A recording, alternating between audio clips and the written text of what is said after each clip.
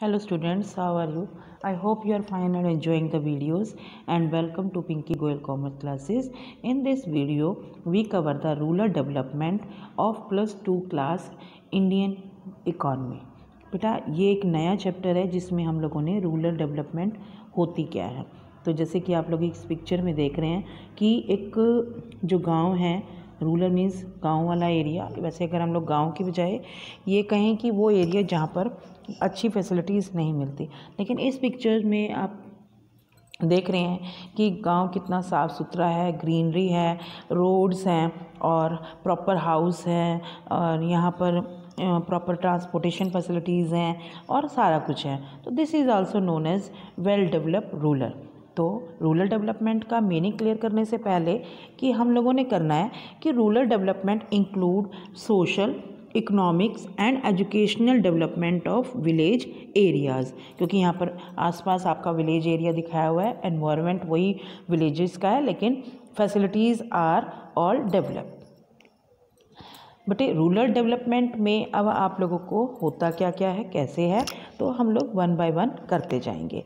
तो rural development का meaning clear करने से पहले यहाँ पर हम लोग करेंगे कि how we can develop the human resource. तो ह्यूमन रिसोर्स आपको ह्यूमन कैपिटल रिसोर्स जो मैंने आपको पिछले चैप्टर में बताया था कि होता क्या है। बट अगर आप इस फर्स्ट टाइम इस चैनल से जुड़ रहे हैं तो please subscribe the channel and watch all the previous videos ताकि आप लोगों को कंसेप्ट क्लियर हो सके।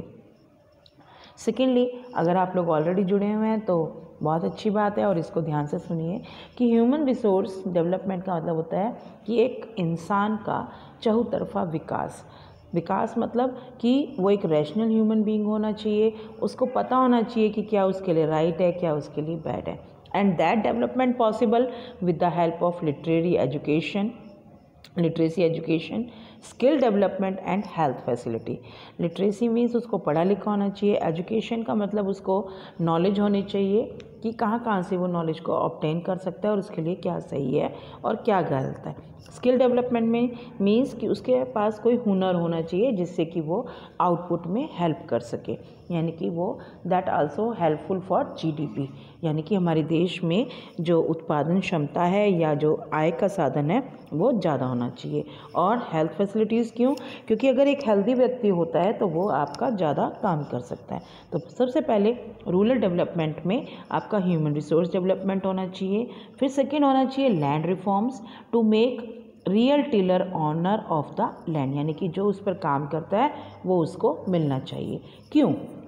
क्योंकि बेटे आप लोगों को मालूम है कि जो इंडिया के, we are talking about the country India, तो इंडिया का 80% जो यूथ है या जो ह्यूमन रिसोर्स है that live in the villages. तो और विलेजेस का मेन ऑक्यूपेशन है दैट इज़ द एग्रीकल्चर, और एग्रीकल्चर के लिए लैंड रिफॉर्म्स का होना बहुत ज़रूरी है। फिर development of local resources include all the artist also, कि जब गांव में छोटे छोटे जो आर्टिस्ट रहते हैं उनको भी लोकल रिसोर्सेज को यूटिलाइज़ करना चाहिए। फॉर एग्ज़ाम्पल अगर हम लोग बात करें कि अब दिवाली का सीज़न आ रहा है, दिवाली के सीज़न में आप लोग दिएस को देखते हैं, लेकिन अगर हम लोग उनकी बात करें, उनको प्रॉपर मार्केटिंग मिले, उनको प्रॉपर फाइनेंस मिले तो they have the ability to create more output and more earnings also. तो लेकिन ये सारी चीज़ें अगर उनको फैसिलिटीज़ होनी चाहिए, अगर वो डेवलप होंगे तो हमारी रूरल डेवलपमेंट होगी। फिर development of infrastructure facilities, yes this is the right thing to develop the rural development. Means अगर वहाँ पे रोड अच्छी है और दूसरी जो बेसिक इंफ्रास्ट्रक्चर्स हैं, पावर सप्लाई हैं, और उसके बाद आप लोगों को सैनिटाइज्ड प्रॉपर, यानी सैनिटेशन की प्रॉपर है, हेल्थ हाइजीनिक है, तो ये सारी चीज़ें, कम्युनिकेशन अच्छा है, तो ये सारी चीज़ें डेवलप होंगी तो आपका रूरल डेवलपमेंट भी होगा। आपको एक प्रैक्टिकली बात देखते हैं कि आपके आसपास जो एरिया होते हैं अगर वो शहरों के साथ टच करते हैं तो वो जल्दी डेवलप होते हैं। क्यों? क्योंकि शहरों के टच होने के कारण लोगों का इधर से उधर आना जाना लगा रहता है और वो आने जाने के कारण वहाँ पर उसको डेवलप भी करते हैं। फिर poverty alleviation and employment generation programme should be started for the rural development. Means कि गरीबी हटाओ, और गरीबी हटेगी कैसे? जब आपके पास एम्प्लॉयमेंट अपॉर्चुनिटीज़ क्रिएट होंगी। तो ये सारी चीज़ें फैक्टर्स हैं which help in rural development. Next है बेटा कि हमें क्यों ज़रूरत है रूरल डेवलपमेंट की। सबसे पहले बेटा more than 2/3 of the population in rural areas, or you can say in the country India, 2/3 of the population depend upon agriculture and they live in the villages. Second, most of the poor people live in the villages. Third, agriculture growth rate has decreased to 3% per annum. बटे ये depend upon the policy of the government also कि वो किस चीज़ पर focus करती है। जबकि अगर आप लोग ओवरव्यू देखें 1947 से या प्रायर टू 1947 हमारा आज तक 2020 तक से मतलब 2000 तक ही लगा लेते हैं, अगर 2010 तक हमारा जो मेन ऑक्यूपेशन है वो एग्रीकल्चर ही रहा है। उसके बाद हमारा जो गवर्नमेंट है वो हमारी आईटी सेक्टर यानी इंडस्ट्रियलाइजेशन सेक्टर और आईटी यानी कि इंफॉर्मेशन टेक्नोलॉजी के ऊपर ज़्यादा फोकस करती है, तो मैक्सिमम अपने रिसोर्सेज को उन्हीं दो सेक्टर्स में स्पेंड करती है। ये बात आप लोग 5 ईयर प्लान्स करे थे उसमें भी समझ सकते हैं। तो जिसके कारण हमारा प्राइमरी ऑक्यूपेशन होने के बावजूद हमारी इसके ऊपर ध्यान ना होने के कारण हमारी जो ग्रोथ रेट है वो 3% एग्रीकल्चर सेक्टर की रिड्यूस हो गई। That is also loss for GDP also. तो रूरल डेवलपमेंट का होना ज़रूरी है ताकि वहाँ से एग्रीकल्चर की ग्रोथ हो सके। फिर cottage and village industries have decline. Now 2006 में MSMED एक्ट को इंट्रोड्यूस किया गया है to save the cottage and village industries. So to improve the welfare of people step should be taken for the development of villages. तो ये हमारी important है। तो बेटा इसके दो फैक्टर हैं कि कंपोनेंट लगा लेंगे, फैक्टर्स लगा लेंगे which affect the rural development. तो रूरल डेवलपमेंट के लिए सबसे पहला आपका जो फैक्टर आता है रूरल क्रेडिट। रूरल क्रेडिट होता क्या है बेटे कि अभी आप लोगों को स्टार्टिंग में बताया गया है कि जो रूरल के पीपल हैं वो that depend upon the agriculture, और एग्रीकल्चर में वहाँ पे गरीब लोग भी वहीं रहते हैं और एग्रीकल्चर को क्रॉप लेने के लिए आपको फाइनेंस की ज़रूरत होती है। तो यहाँ पर उसको बोलते हैं रूरल क्रेडिट। क्लियर। तो rural credit, the word credit literally means faith, विश्वास करना। तो क्रेडिट होता क्या है, is an arrangement by which the lander gives money, यानी कि जो इसमें मालिक है, मालिक मीन्स जिसके पास पैसा है, गिव्स मनी और goods to the borrower in return to promise of repayment in future, यानी कि जो उधार देने वाला है उसको प्रॉमिस करता है या उसको कहता है कि इन फ्यूचर में मैं अपना गुड्स जो भी कमा रहा हूँ या जो भी मैं उत्पादन करता हूँ वो आपको दे दूँगा, उसे बोलते हैं रूरल क्रेडिट। अब why should we need a rural credit? Listen carefully. Credit is needed to buy seeds, fertilizers, implement etc. It is also needed to meet other expenditure till the crop are ready. तो सबसे पहले आप लोगों को मैं इस rural credit को भी बता देती हूँ कि ये 3 चीज़ों में हमें लोन, 3 चीज़ों के लिए 3 तरीके का रूरल क्रेडिट चाहिए। तो इसमें small credit, medium credit and large. तो जो सबसे पहले हम लोग इनको डिस्कस कर लें, फिर हम इम्पोर्टेंस ऑफ रूरल क्रेडिट, ताकि आप लोगों को क्लियर हो जाए। तो जो स्मॉल क्रेडिट होता है वो आपने जैसे डे टू डे खर्चे के लिए, या जैसे आपको पेस्टिसाइड्स चाहिए, फर्टिलाइजर्स चाहिए, सीड्स चाहिए HY सीड्स के लिए, या आप लोगों ने लैंड टिलिंग के लिए लेबर को रखा है, उनकी वेजेस पेमेंट करनी है, तो उसके लिए आपको you require the short term. Medium term में आपको ये होता है कि यू नीडेड टू बाय जैसे कि उसके टूल्स, इम्प्लीमेंट्स चाहिए।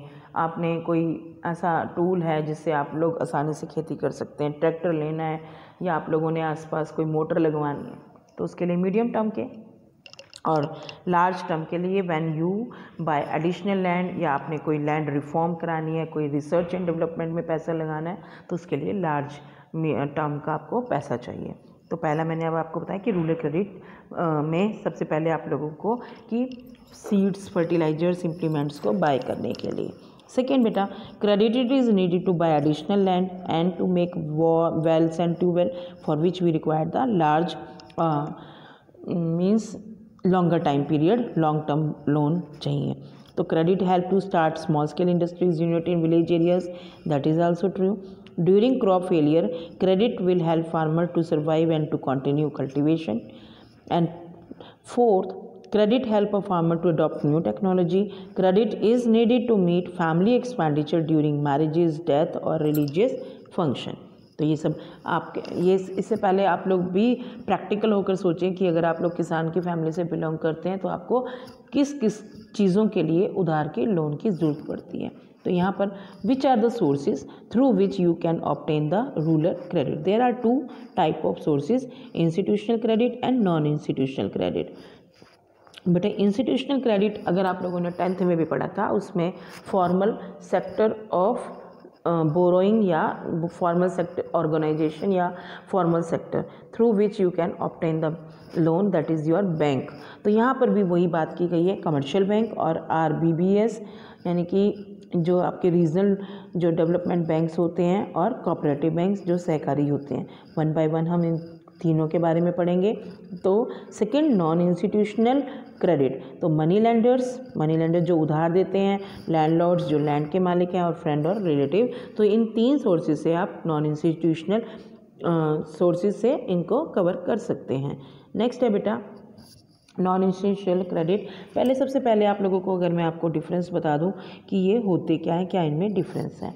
जो इंस्टीट्यूशनल क्रेडिट होते हैं that come under the government supervision, यानी कि जिसमें RBI है जो मेन आपका अपेक्स बैंक है, वो आपको उधार उन बैंकों से ले सकते हैं जिसमें इंटरेस्ट रेट कम होता है और फॉलो प्रोसीजर किया जाता है। सेकेंड आपका नॉन इंस्टीट्यूशनल जो होता है उसमें मैंने आपको लैंडलॉर्ड, स्मॉल ट्रेडर्स भी आ जाते हैं, फ्रेंड एंड रिलेटिव्स भी और लैंड का ऑनर भी। तो बेटा जो रिलेटिव्स हैं, ह्यूमन बीइंग है, ये तो आप लोग जानते हैं कि वो हायर इंटरेस्ट रेट चार्ज करते हैं और एक्सप्लॉइटेशन करते हैं। आप इस फिगर में देख रहे हैं कि non informal sources, non institutional of source of credit में कि जो गरीब किसान है वो खड़ा हुआ है और जो मालिक है उसको पैसे दे रहा है, लेकिन उसके ऊपर एहसान करके।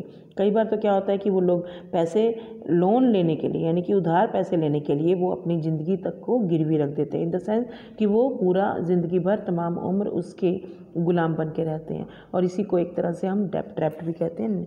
देखिए कैसे money lender, friend, relative traders and traders भी होते हैं, मार्केट ट्रेडर्स बोलते हैं जिन्हें, जैसे कि वो क्या करते हैं कि उनके सामान को खरीदते हैं और उनको बेच देते हैं।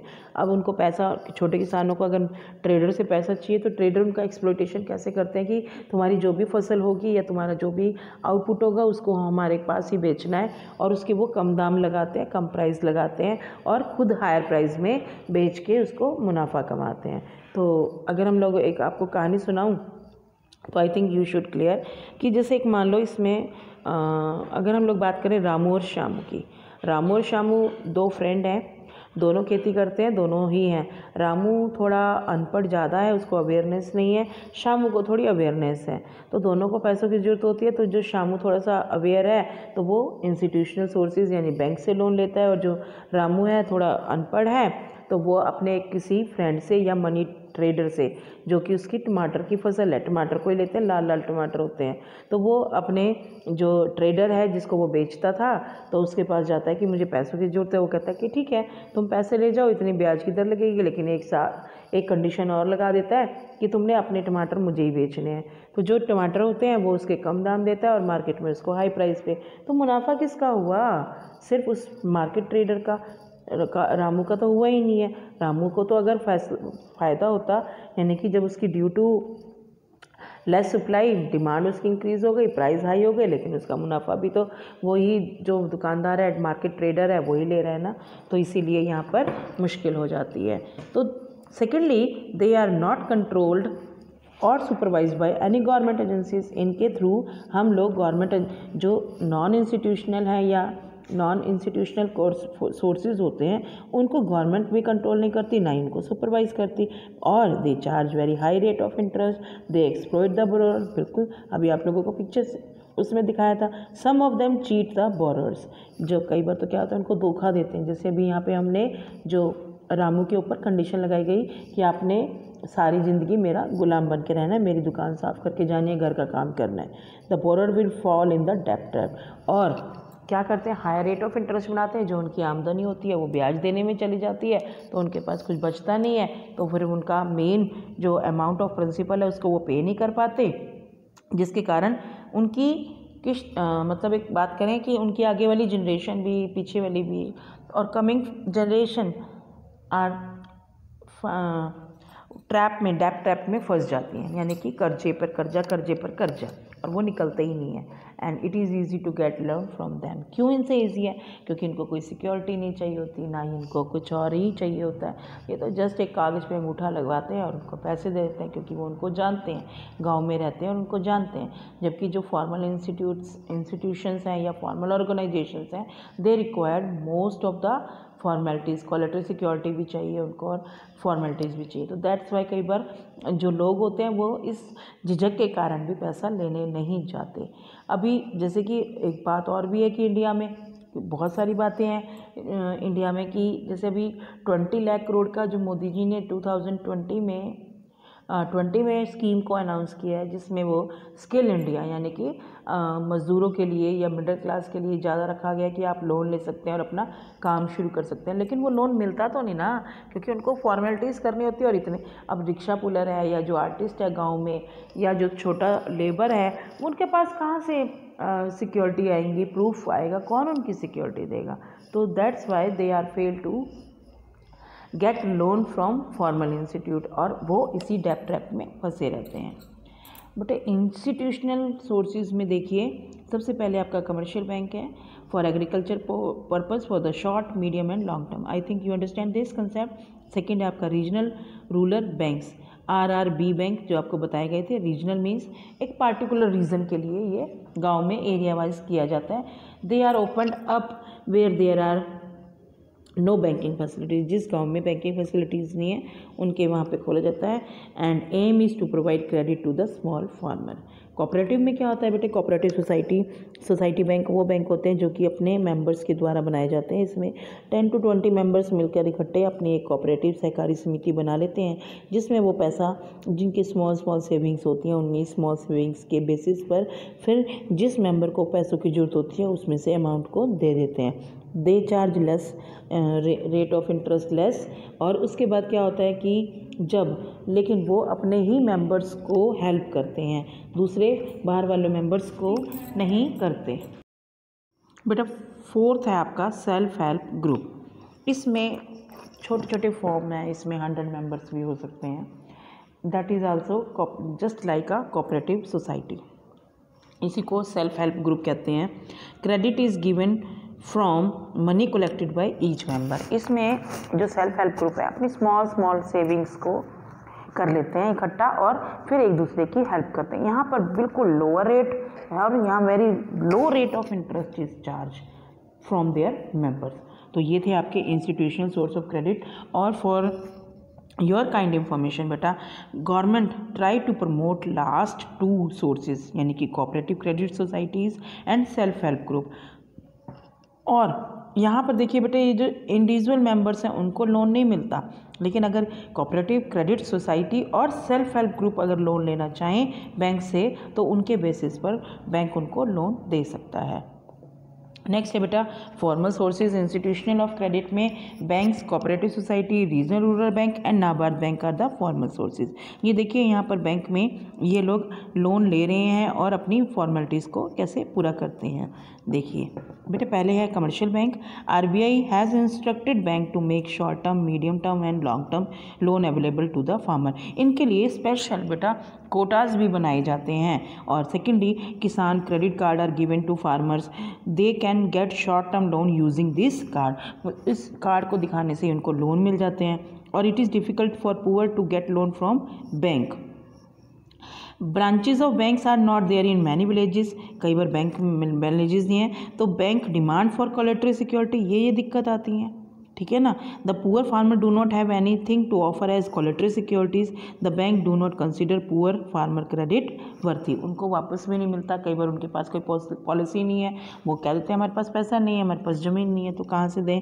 तो ये फैसिलिटीज़ आती हैं कमर्शियल बैंक्स में भी, लेकिन फिर इससे क्रेडिट कार्ड दिया जाता है और उनको इंस्ट्रक्शन दी जाती हैं। फिर सेकेंड है बेटा कोऑपरेटिव सोसाइटी। कोऑपरेटिव सोसाइटी में बेटा क्या होता है कि cooperative society give loan to the farmer at reasonable rate of interest to their members, क्योंकि कोऑपरेटिव का मतलब होता है कि वो कोऑपरेट करके सोसाइटी अपने ही बनाई जाती है. They do not demand any collateral security.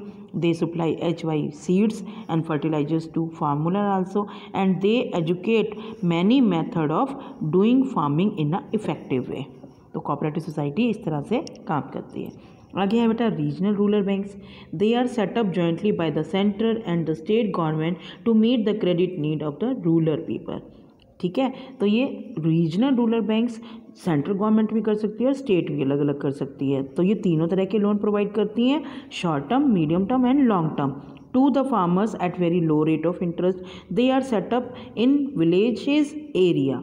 ठीक है, ये पार्टिकुलर बैंक इशूड किए जाते हैं. फिर जो मेन अपेक्स बैंक है इस तरह के रूरल क्रेडिट्स का या जो रीजनल रूरल बैंक्स का, that is a national bank for agriculture and rural development, NABARD bank. This bank was set up in 1982. The institution that provide credit to village people get support and help them from NABARD bank. यानी कि जो आपके मतलब मैंने आपको भी बताया कि जो बैंक विलेजेस के रूरल क्रेडिट करते हो, फार्मिंग क्रेडिट के लिए देते हैं या फिर इस तरह से प्रमोट करते हैं, तो उनको सपोर्ट करता है NABARD bank. It give funds to institution that provide rural credit. It give training to people involve in credit delivery and it evaluate भी करता है कि उन्होंने कैसे लोन को देना है, करना है और उनको ट्रेनिंग देनी है. नेक्स्ट है बेटा help group. It is a village based organisation consist of 10 to 20 women or more than. Each member contribute a small amount from its savings. यानी कि अपनी अपनी स्मॉल सेविंग में से ये कुछ अमाउंट को कंट्रीब्यूट करते हैं. फिर members can get loan from the group and the S self help group can get loan from bank also. अगर इंडिविजुअल इन फीमेल में से कोई जाए और कहे कि मुझे बैंक से लोन चाहिए तो नहीं देंगे, लेकिन इनका अगर एकजुट होकर सेल्फ हेल्प ग्रुप जो कि वो बनाया हुआ है वो ग्रुप जाएगा तो लोन मिल जाएगा, क्योंकि इनकी पिछले कई सालों की 2-3 सालों की ये अपनी सेविंग दिखा सकते हैं. On that saving, on that recording, तो वो लोग लोन ले सकते हैं. Self help group help women to find self employment also. What are the achievements of rural credit in India? Employment increase हुई और पॉवर्टी रिड्यूस हुई. फेलियर्स क्या हैं बटे? क्योंकि यहाँ पर विश्वास होता है, रूरल क्रेडिट का मतलब होता है विश्वास, लेकिन यहाँ पर लोग एक दूसरे पर विश्वास नहीं करते या बेईमानी आ जाती है, तब ये सिस्टम फेल हो जाता है. और कई बार इनके पास अवेयरनेस नहीं होती जिसके कारण ये सिस्टम फेल हो जाता है. तो इसमें what is the role of microcredit? Microcredit is provided by self-help group.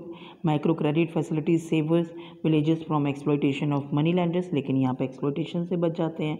और starting it help villages to start micro production unit and earn additional income. As such help encourage saving habit among the village, ये भी है, and they also contribute toward women empowerment. ठीक है, तो वो कहता है कि फॉर्मल सोर्सेज से क्या क्या दिक्कतें आती हैं जिससे वो लोन फेलियर्स कह सकते हैं. Bank demand collateral security. Most of the villages do not have any collateral security. Bank poor consider को वर्थ ही नहीं समझते क्योंकि उनका वो इंटरेस्ट नहीं दे सकते, और कई बैंक ब्रांचेस में नहीं मिलती और सेवरल डॉक्यूमेंट्स मांगे जाते हैं जो नहीं मिलते हैं.